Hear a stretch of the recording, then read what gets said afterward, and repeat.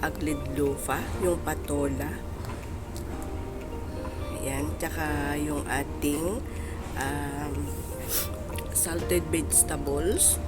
And then minced pork, tsaka minced shrimp. Yan guys, i-prepare na natin yung ating lulutuin na patola. Sa English is aglid lofa. Yan guys, yung ating tinanggalan ko na siya ng bilid-bilid kasi hindi naman yan pwede. Tsaka kaunting skin. Yan guys, at i-prepare na natin yung ating minced pork tsaka minced shrimp. Yan, imamarinate natin siya guys ng soy sauce.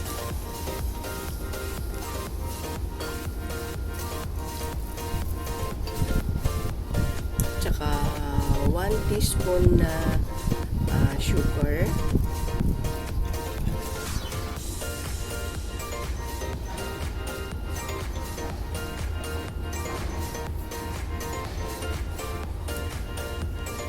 And then, linagyan ko na yan siya guys ng cornstarch, tsaka kaunting chicken powder.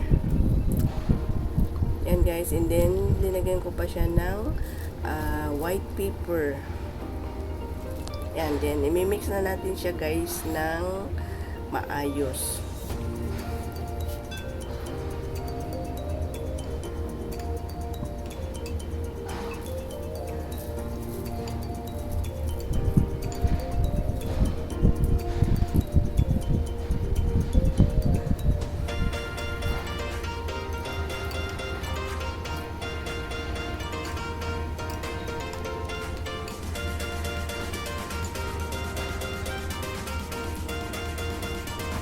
And then, i-mince natin yung ating dry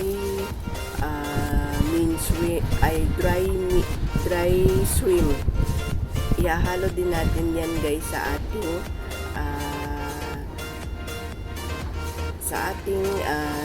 minced shrimp tsaka minced pork. Kailangan guys mai-mince ng maayos yung ating dried shrimp. Yan. And then guys, nag-gloves na ako para mai-mix natin siya ng maayos. Ayan, dinagdagan ko ng konti ng ng cornstarch para sticky yung ating ingredients.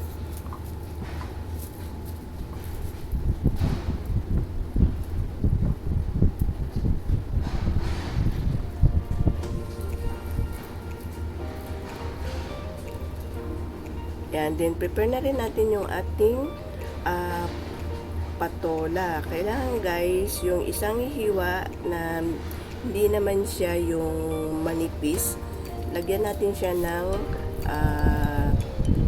hiwa sa gitna para dyan natin ilalagay yung ating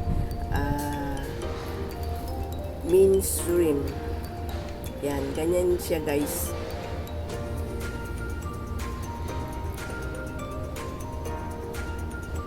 Kailangan guys na hindi siya maghiwalay. Yung bawat hiwa is kailangan hindi siya maghiwalay. And then, lalagyan natin siya ng cornstarch sa gitna para dumikit yung ating ingredients.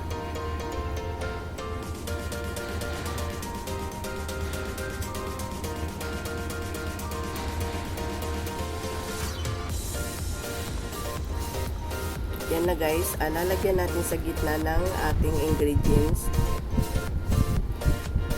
Huwag masyadong marami guys para hindi masira yung ating patola.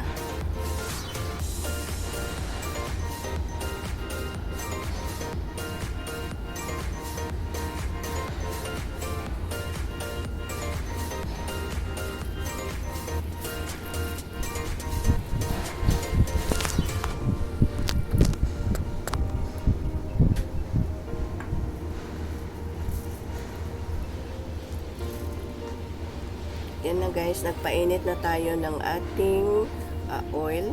Una, i-fry muna natin yung ating luya.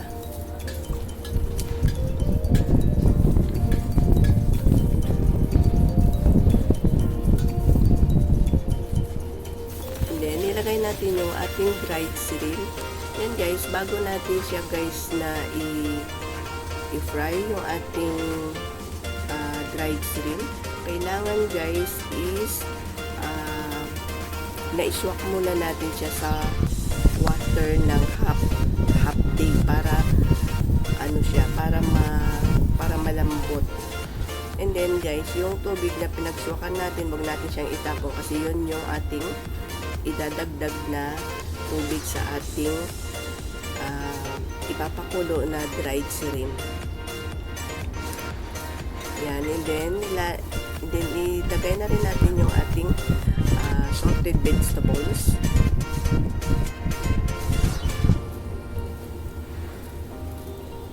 Yan, ipa-fry natin siya guys na hanggang sa medyo maamoy natin yung aroma ng ating mga na-fry.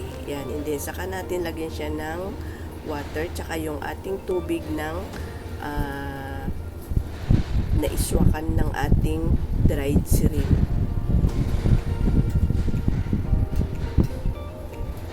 And then ipapakulo natin siya guys na hanggang sa lumabas yung lasa ng ating dried shrimp. Ayan na guys, and then yung tubig niya lang guys yung kailangan. So sasalain natin siya bago ilagay sa ating maliit na wok.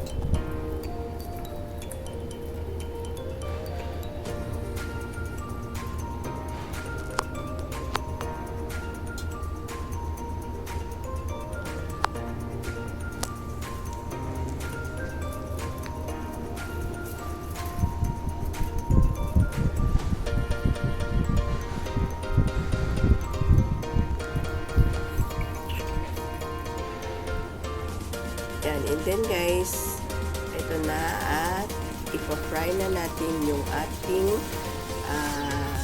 patola. Pero kailangan guys yung doon sa may ingredients na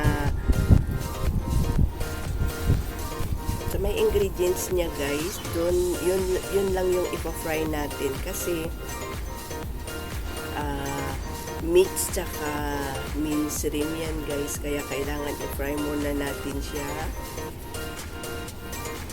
Hayaan natin siya guys na mag golden brown yung ating sa ating pagpa-fry. Huwag natin i-fry yung patola guys kasi nga mabilis lang yan siya maluto.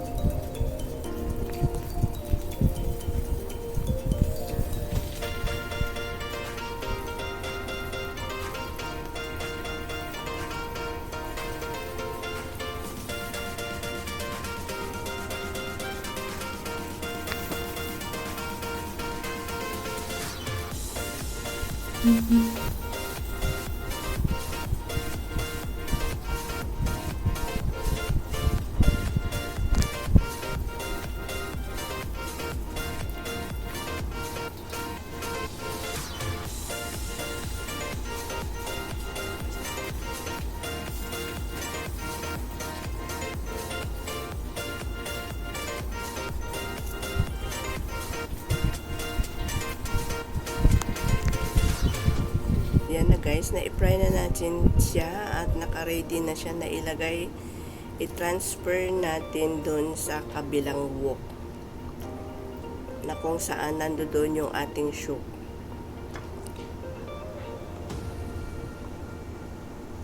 Yan na guys, yung ating soup na kumukulo na siya. So ilalagay natin yan siya dyan sa soup, yung ating patola.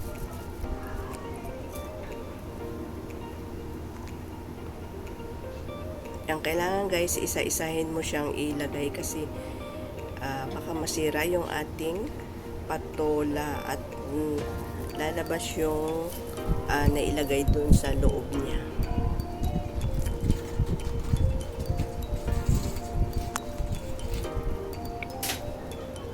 Yan, and then guys, lagyan natin ng vermicelli. Yung vermicelli guys, hindi natin siya isuswak. Yung dry siya na ilalagay natin.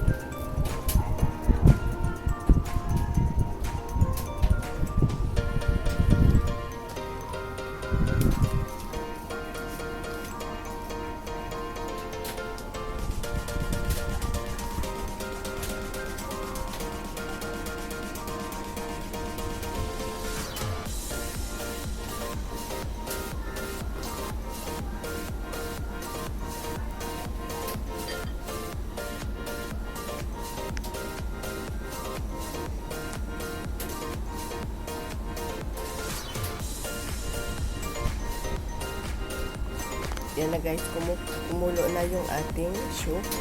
Kaya tingnan natin kung luto na yung ating vermicelli.